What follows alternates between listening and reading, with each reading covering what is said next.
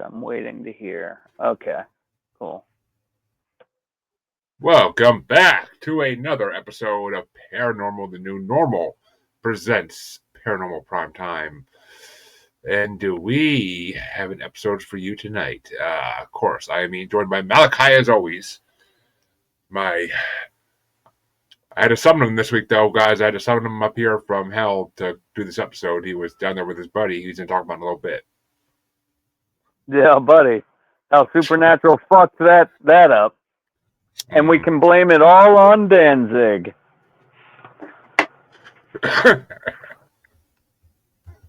You'll tell us why when you get to it, but yeah.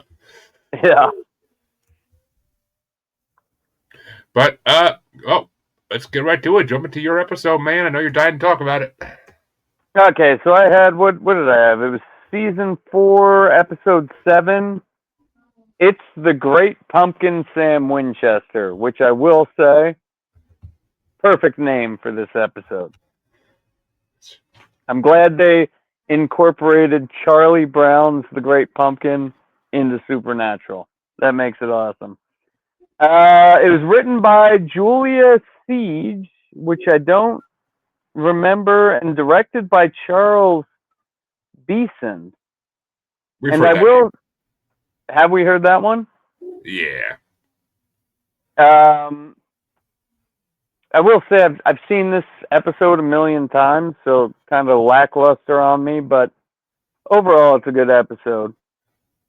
It starts out with some dude eating candy, and we get the whole bullshit razor blade, choking to death, dying crap.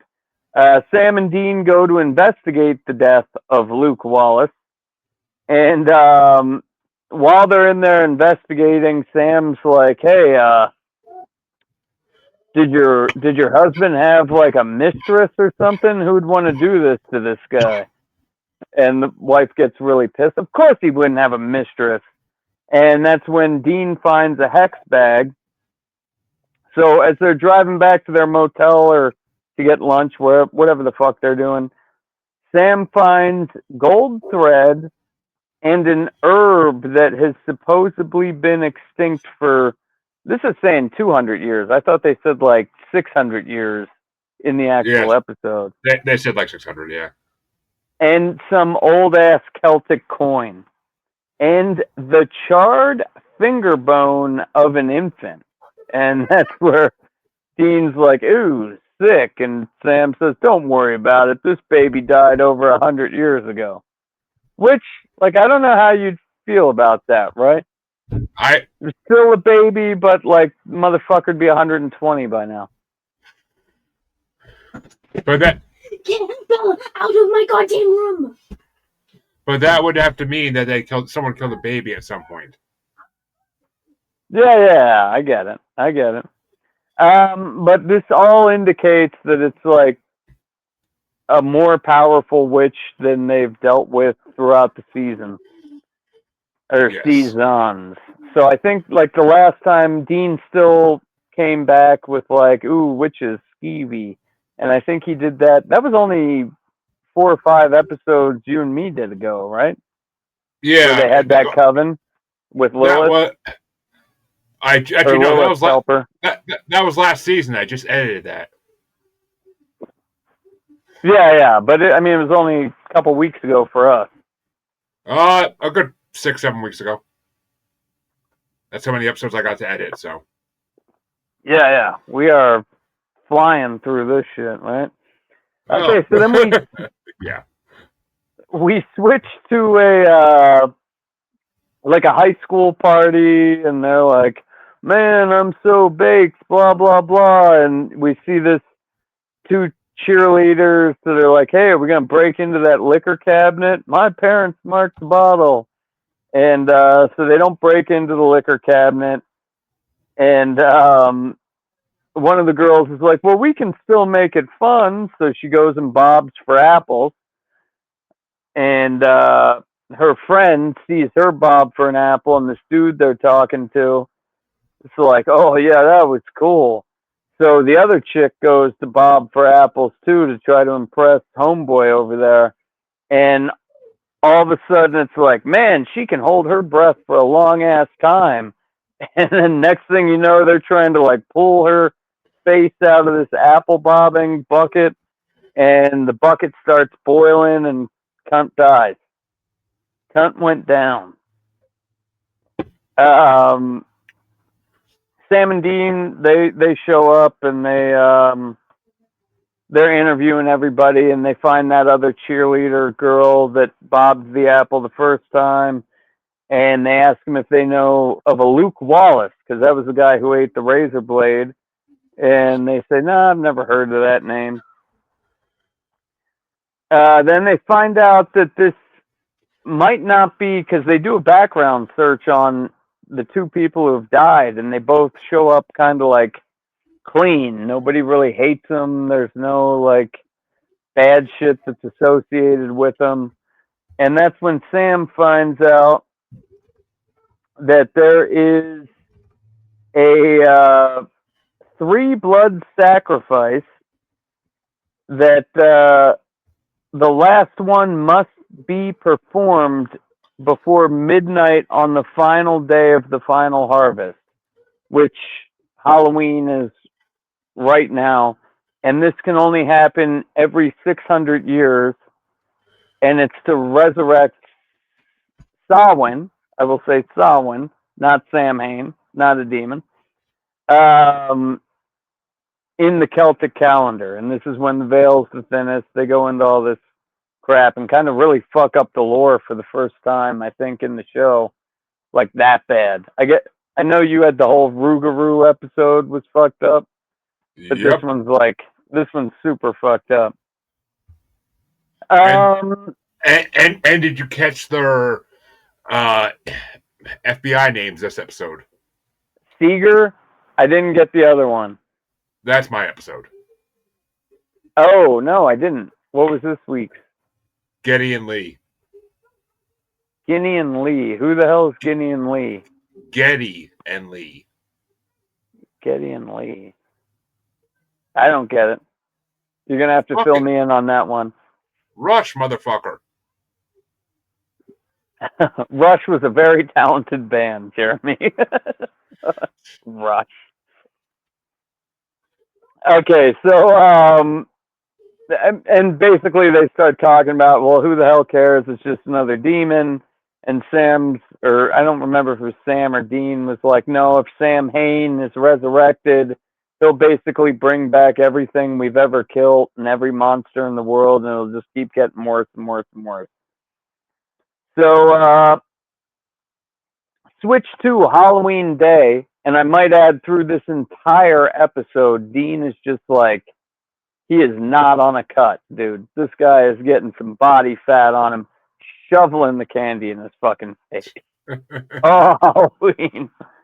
Dean's sitting there eating candy like crazy, and like nothing's coming to this dude who swallowed a razor blade's house. And I don't remember exactly what he said. Was it like, my ass is starting to hurt, holy shit, or something? He does something like that. And Yeah. Sam like thinks that it's not anything big, but then they see that cheerleader girl who didn't make it to, or said she didn't know who the fuck that Wallace guy was, and he finds out that she's the babysitter. So once they find out this bitch is probably the witch, they look into her a little bit and find out that she got into an altercation with one of the teachers at school. So they go see this teacher who insists on them calling him Don. Even my students call me Don. Real douchebag vibes. And at this time, he's the art fucking teacher or whatever. So he's got all these like paper mache masks and shit that keep bringing visions of hell back to Dean. So when they're asking this teacher, like, what was this altercation about? He tells them that she was drawing like all these crazy symbols and Like, it was all these blood sacrifice pictures with her depicted in the middle. And then we find out that she was emancipated. So she just moved there by herself. Imagine what her parents were like, was the ending quote with him. So they're trying to look for this girl. No one knows, none of her friends, nobody in town knows where this girl is. When they return back to their motel room, Sam tries to attack these two dudes that are in it, and Dean's like, whoa, whoa, whoa, whoa, wait up. That's Castiel. I don't know who that guy is. But then Castiel gives him this, like... Well, wait a minute. You're skipping over the whole part where Sam basically sucks Castiel's dick. Well, fill us in on that. Fucking Sam walks in the room like, oh my god, I've been wanting to meet you so bad. Like puts out his hand. Puts out his hand to shake his hand. He's like, I told Dean, he's like, I always pray to angels. Yeah. He's fucking kissing that angelic brown ass, dude. Sam was, yeah. I thought you said Dean. Yeah, like Sam's like, oh my god, I'm fanboying out. I get to meet an angel. But then Castiel, like, who's this other guy? This is the angel Uriel. And they get into this thing, like they tell him, like, have you found the witch yet? They're trying to unleash Sam Hain, which is pronounced Samhain, on day 70 of learning fucking Gaelic on this side. But I've known that one for a while. And Samhain is just a season. It's like fall, harvest time. It's not a demon. But, like, they're going to summon, this witch is going to summon Sam Hain, and Sam Hain's one of the 66 seals, and we can't let this happen. Have you located the witch? Not yet. Okay, well, we're just going to Sodom and Gomorrah this whole city. And, you know, they're fighting about that. Like, we can find one witch to save the whole gay meter of one on this whole conversation. Gay meter of one. So after they have this whole meeting with the angels, and fucking Castiel tells Uriel to shove it in his ass, let Sam and Dean go off and do what they want. We think they're there to, like, destroy the city. But they're driving out of there after Dean says, well, you drugged me out of hell. I guarantee the big man upstairs isn't going to let you kill me after dragging me out of hell.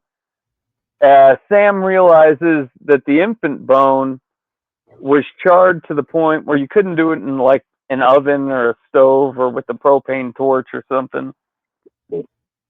So, obviously, the art class fucking guy got a kiln. They're going to see what that's about. When they show up back at the dude's, Halloween fell down there.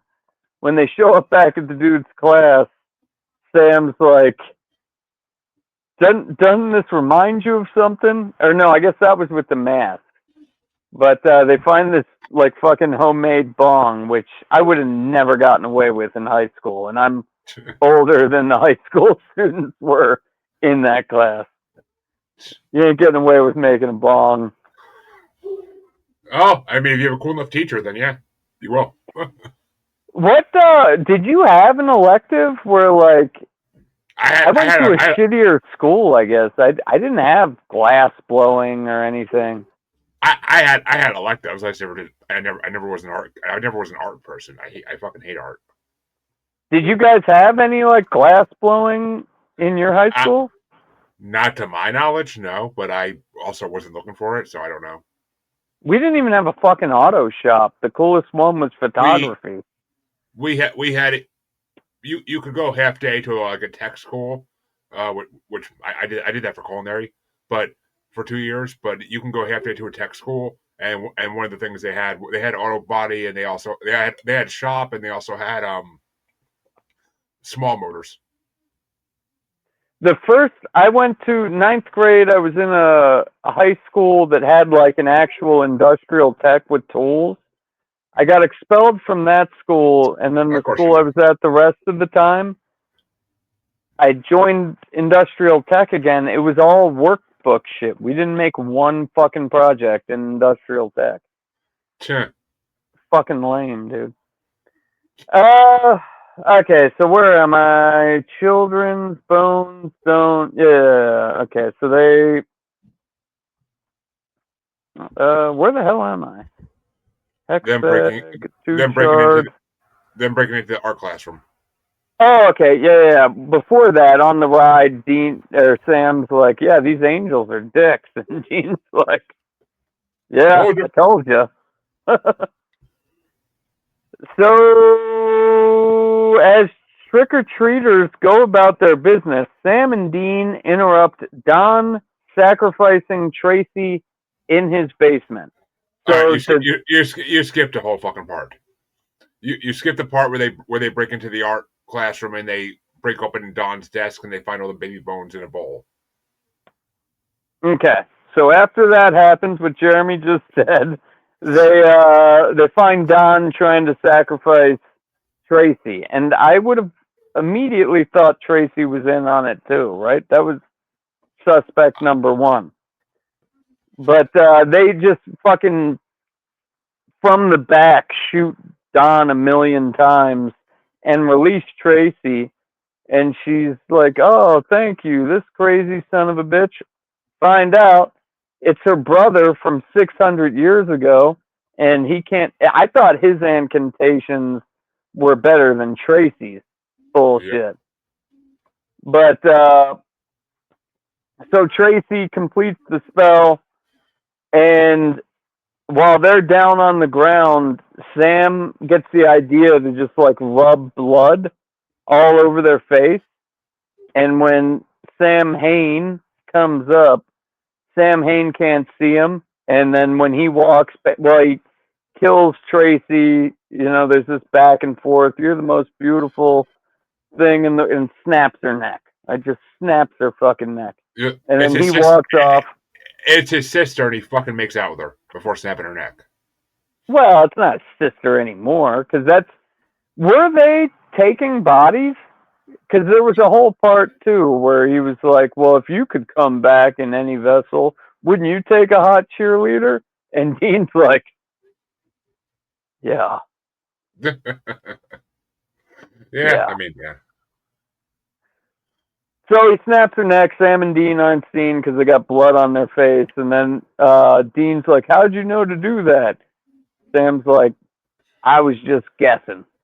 "You were just guessing?" What the fuck? Well, Where would you go if you were going to try to raise all the dead? "Let's go to the cemetery." no, and Sam says, though, he says, according to legend, Sam Hain, people started wearing masks on Halloween because Sam Hain couldn't see through the mask and it blinded him. You are right there. You are right there. So they go to the cemetery, and Dean's like, "Don't use any of your freaky powers. We've got Ruby's knife. You don't need, the angels told you not to. Don't use Ruby's freaky powers." So we cut to Sam Hain. There was a party that was going to happen in the mortuary. So they think it's just Don, their douchebag teacher, who locks them in the mortuary. And then all of a sudden, all the graves start going fucking crazy. And they're like, "Don? Don, you locked us in here. Hey, Don! Don!" So, Dean says, "I'll go save the kids." Sam goes off to fight the demon, which, like, on Dean's part, was probably not a smart idea. I mean, in the end it was, but, like... And when the first fucking grave pop open and the kid and the stoner kid gets pulled in, you see a lot of blood get splattered very fast. Like zombies don't eat that fast. Yeah.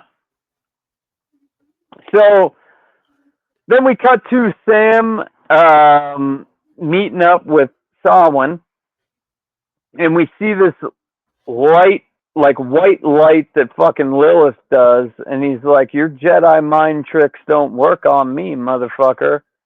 And they're getting into a fight. Sam's saving the fucking teenage kids out of the mortuary, and I mean, basically, the next thing that happens is fucking Sam does his magic powers and fucks Sam Hain up.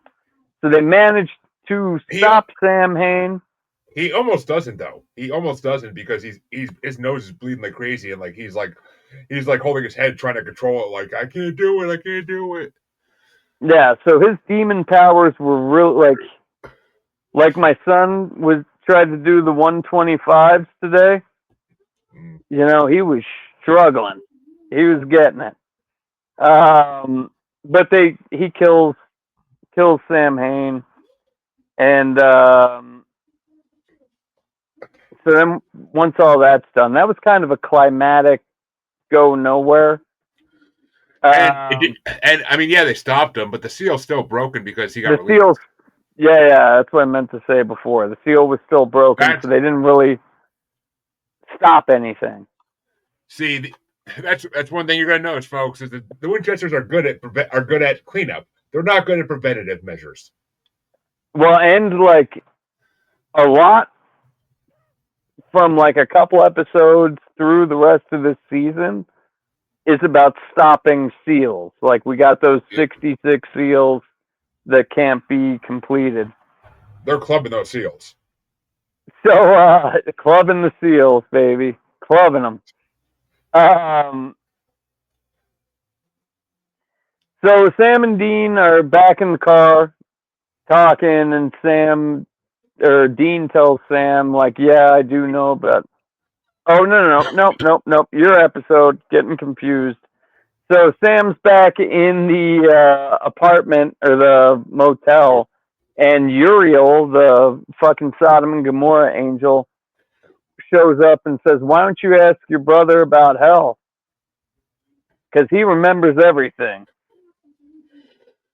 And you forgot to mention, Uriel introduces us to a new catchphrase for humans, mud monkeys. I did, man. I like mud monkeys. That's funny.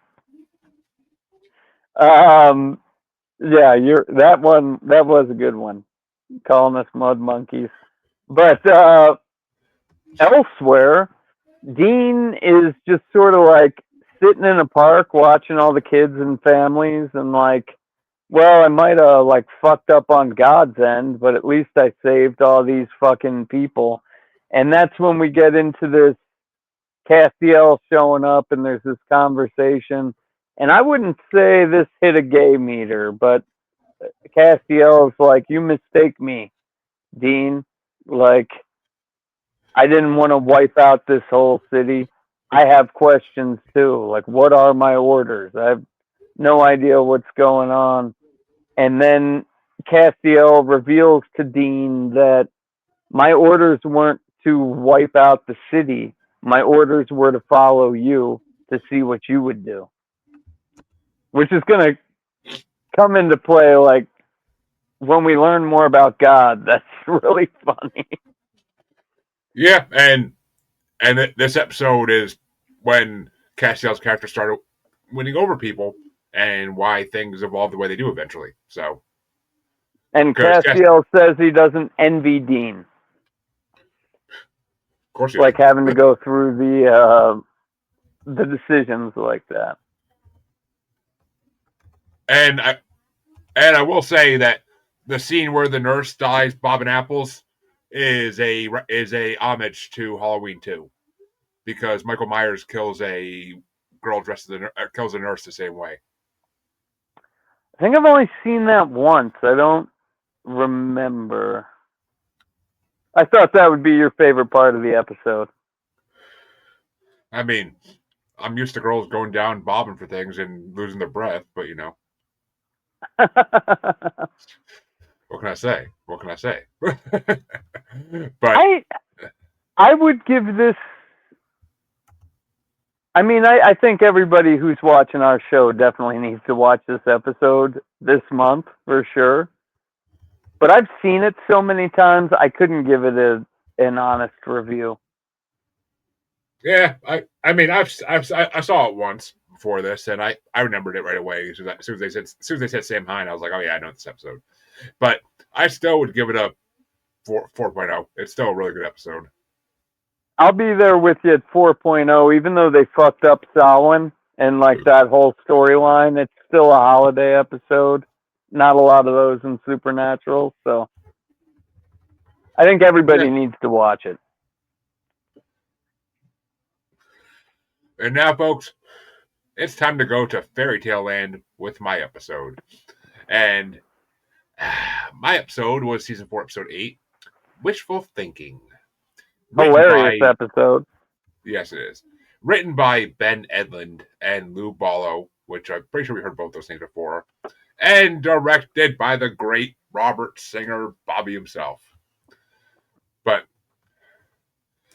it starts off, and we see, and in a homage to the Invisible Man movies, we see this woman walking after getting out of the shower at a gym, and it looks like she's being followed by something invisible. She throws her towel at the wall and ends up accidentally landing on the invisible figure, which he says, "Hi, Candace." She screams and runs out. We jump to Dean, basically like saying that he doesn't remember hell and denies flat out that he can because apparently Sam's been asking him about it, and he's like, "Did you find a case yet?" And he's like, "Not really," and then Dean, to take the tension off him trying to remember hell, is like, "Oh, I want to go investigate this shower spirit case." And so the boys head over to Concrete, Washington, they go to the restaurant Number One Lucky Chins, a Chinese restaurant, where Candace, the girl, is telling Sam about her ghostly encounter, which he says is for his book he's writing called Supernatural, that he drives all over the country to get these stories for his book. It's a working title, Jeremy. It's a working title. Tentatively used. But she tells him that rather than harming her, the spirit knew her name and helped her when she fell, begging her not to tell its mom. Dean's at the site. He finds no EMF, but he and Sam come across a man claiming to have been attacked by Bigfoot to a local cop, which I love that. And they're like, and Dean says he's like every hunter worth their mark knows that there's no such thing as Bigfoot, which it pissed me off that this show did this. Like they could have actually went on like a whole like made Bigfoot something else. Oh, you motherfucker! I've got castings right here, dude. They could, but they go to the woods where this guy came from, and they find these huge tracks which don't look like actual Bigfoot feet, and they follow them to a raided liquor store. And they see a little girl on a bike driving off with a box full of alcohol and porn, along with a sorry note that she's taping on the door, apologizing for having to take all the alcohol and porn. Well, she took the entire porn aisle, too. And when she rides past Sam and Dean, right at Dean's feet falls a magazine of busty Asian beauties, which Dean is very happy about. But Sam and Dean follow her back to her house, and they're surprised when she tells them that her teddy bear is responsible for the damage. The girl says her teddy is big, real, and can talk, and it's in the midst of an existential crisis, holed up in the TV room, crying, and news reports. Which they go inside and they meet this bear. And this is basically, I think it's where they got the idea from the movie Ted. But yeah, probably, yeah. And the girl Audrey tells them that she wished for him at the wishing well at Lucky Chin's. So, and the bear's in there questioning his existence. He's like, "Why am I alive?" And she's like, "For tea parties." Close the door. But Sam and Dean go to the Number One Chins again, and Dean tests the well by wishing for a sandwich. And his wish immediately comes true when a guy walks into the ring an Italian sub with jalapenos to him. So the owner comes over and they start posing as health inspectors after they finally find their badges for that because they had to search like every pocket to find the right one. Yeah. So they clear the restaurant and drain the fountain. Dean asks Sam if he's tempted to make a wish to reset his life so he could be normal again. Sam says he would never do that, but if he did, he'd ask for Lil's head on a plate, bloody. And they notice a coin doesn't look like the others at the bottom of the fountain, and it's an ancient coin which they cannot pull off. It refuses to move. So Dean goes on research duty while Sam goes to the Women's Health Center to scold the pervy teen who wished for invisibility. Well, you missed the part where they're like fucking slamming crowbars into this thing, and the Asian dude's like, "Not my fountain." Yeah, they literally break a mallet, like trying to get this thing off. Like they break a mallet by when they hit it with the crowbar. The freaking mallet shatters and goes backwards. But back at the hotel, Sam finds Dean in the bathroom, puking his brains out. The wishes, it turns out, turn bad, like they always do. Hasn't anyone ever read the Monkey Paw?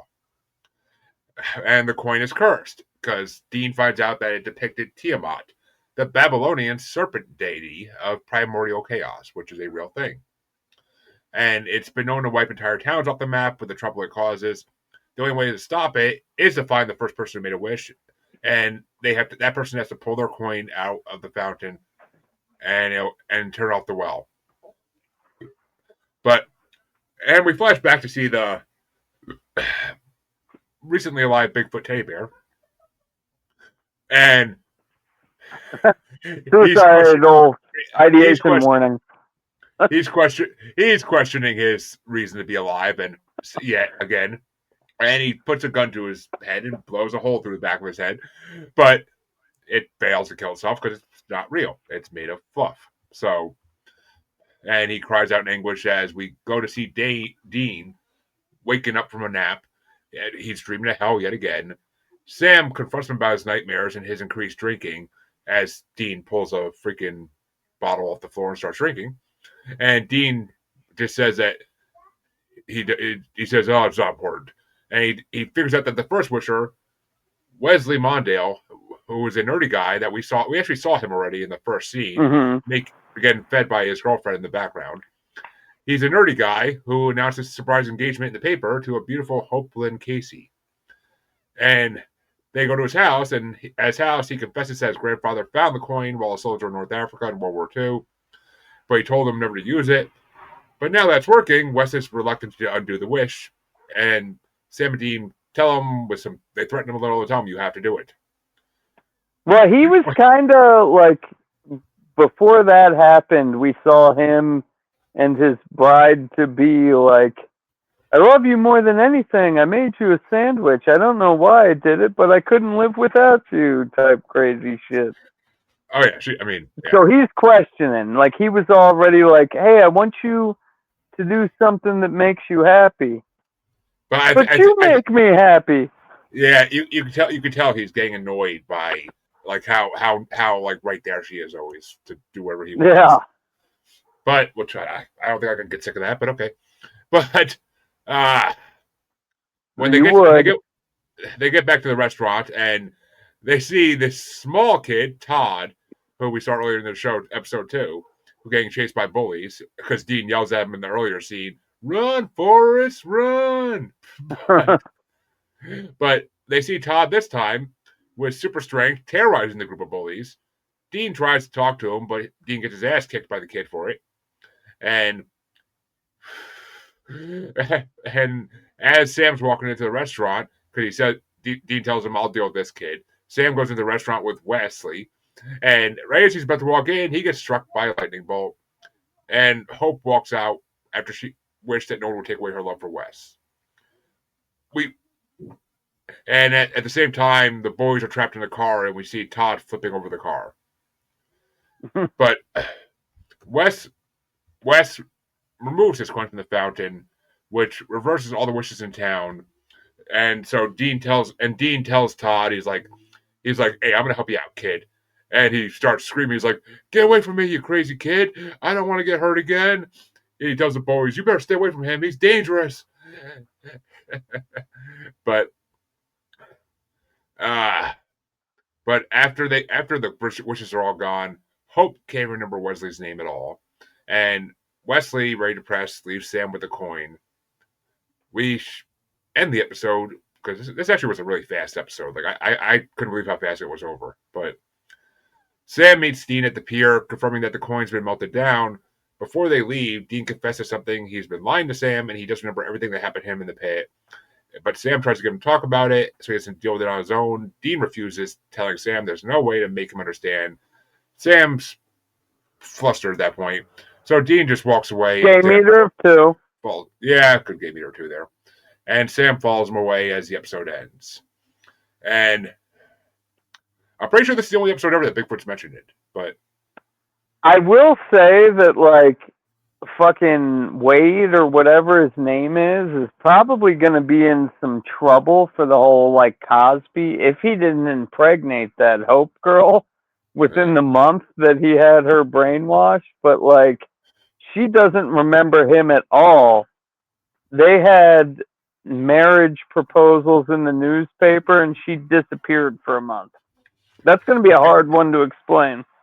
And it's freaking hilarious because when Todd flips over the car, he starts yelling, "Kneel before Todd," which it is a reference to Kneel Before Zod from Superman. But okay. And it was a funny episode. It was like I mean, I love when Dean finds the broken bottles of amaretto and Irish cream, and he calls Bigfoot a girl drinks drunk, which is actually a Kids in the Hall skit about an alcoholic who only drinks overly sweet girl drinks. If you ever watch Kids in the Hall. From the Hall. Sounds familiar. It's Dave Foley. I was thinking People Under the Stairs. No, Kids in the Hall was like a SNL type show from Canada in the 90s. Dave Foley, Kevin McDonald. It's a lot of people who became like famous sitcom actors later. Like it was them when they were teenagers. And it's like a sketch comedy show. Like they're all like different skits. It's hilarious. If you ever get a chance to watch it, fucking watch it. I love Kids in the Hall. I haven't watched it in years, but I would go back and watch it any day. It's such a fucking good show. But, Kids in the Hall. Yeah. But